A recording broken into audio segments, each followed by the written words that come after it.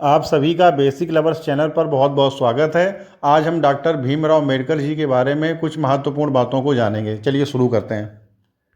14 अप्रैल 1891 को किसका जन्म हुआ था? तो डॉक्टर भीमराव अम्बेडकर का जन्म 14 अप्रैल 1891 को मध्य प्रदेश के महू में हुआ था। अगला है 14 अप्रैल को कौन सा दिवस मनाया जाता है? अंबेडकर जयंती डॉक्टर भीमराव जी अंबेडकर के जन्मदिन के उपलक्ष्य में मनाया जाता है। आपको बता दें कि अंबेडकर जयंती का पहला सार्वजनिक उत्सव 14 अप्रैल 1928 को पुणे में आयोजित किया गया था।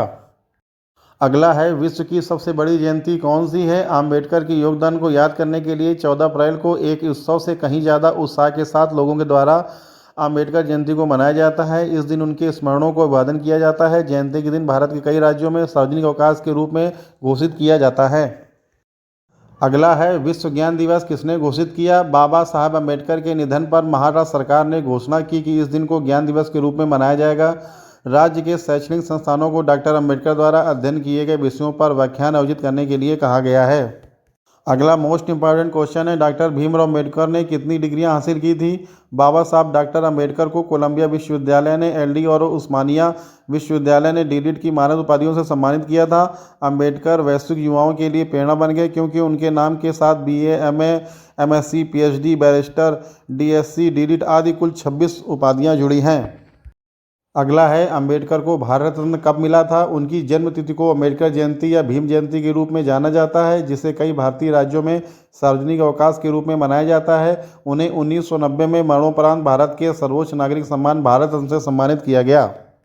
अगला है अंबेडकर की क्या खासियत है? अंबेडकर को व्यापक रूप से भारतीय संविधान का वास्तुकार माना जाता है क्योंकि उन्होंने दस्तावेज का मसौदा तैयार करने में महत्वपूर्ण भूमिका निभाई थी। वह स्वतंत्र भारत के पहले कानून मंत्री भी थे। अपने पूरे जीवन में अम्बेडकर ने सामाजिक भेदभाव और असमानता के खिलाफ लड़ाई लड़ी और पीड़ितों के अधिकारों की वकालत की। अगला है भीमराव अम्बेडकर के गुरु का क्या नाम था? भीमराव अम्बेडकर के गुरु का नाम महात्मा ज्योतिबा फुले था। अगला क्वेश्चन है, दुनिया की सबसे बड़ी जयंती कौन सी है? डॉक्टर अंबेडकर जयंती सबसे प्रमुख भारतीय नागरिक अधिकार कार्यकर्ताओं, वकील और राजनीतिक में से एक के जन्मदिन के उपलक्ष्य में मनाई जाती है। अंबेडकर जयंती दुनिया की सबसे बड़ी जयंती मानी जाती है। डॉक्टर भीमराव अम्बेडकर ने संविधान में क्या लिखा था?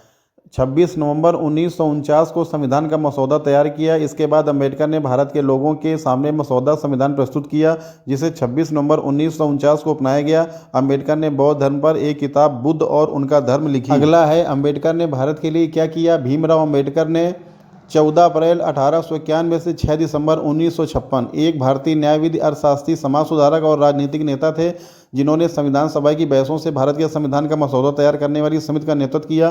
कानून और न्याय मंत्री के रूप में कार्य किया। ये जवाहरलाल की पहली कैबिनेट। अगला है भीमराव अम्बेडकर का नारा क्या है? अम्बेडकर का नारा था शिक्षित बनो, संगठित बनो। चोपड़ा हरियाणा पर्यटन निगम के चेयरमैन जगदीश चोपड़ा ने कहा कि डॉक्टर भीमराव अम्बेडकर ने नारा दिया था कि शिक्षित बनो, संगठित रहो और संघर्ष करो।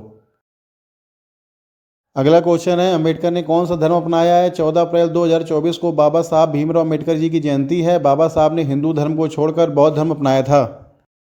अगला है, अम्बेडकर को आधुनिक बुद्ध किसने कहा था? डॉक्टर बाबा साहब अम्बेडकर का अपने 8.5 लाख समर्थकों के साथ बौद्ध धर्म में दीक्षा लेना ऐतिहासिक रूप से विश्व का सबसे बड़ा धर्मांतरण था।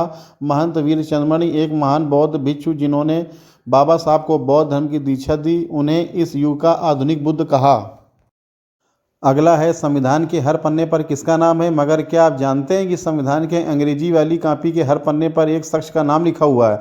क्या आप जानते हैं कि वह नाम किसका है और क्यों लिखा गया है? बता दें कि हमारे संविधान की मूल प्रति को हाथों से लिखकर तैयार किया गया है। इसकी अंग्रेजी वाली कॉपी को प्रेम बिहारी नारायण रायजादा ने लिखा था। अगला है, बाबा साहब अम्बेडकर की मृत्यु कैसे हुई? दवा के दुष्प्रभाव और कमजोर दृष्टि के कारण वह 1954 में जून से अक्टूबर तक बिस्तर पर रहे। 1955 के दौरान उनका स्वास्थ्य खराब हो गया। अपनी अंतिम पांडुलिपि द बुद्धा एंड हिज धम्म को पूरा करने के 3 दिन बाद अम्बेडकर जी की 6 दिसंबर 1956 को दिल्ली में उनके घर पर नींद में ही मृत्यु हो गई। यदि आपको मेरे द्वारा दी गई जानकारी पसंद आई हो तो कृपया मेरे वीडियो को लाइक करें, मेरे चैनल को सब्सक्राइब करें। बहुत बहुत धन्यवाद।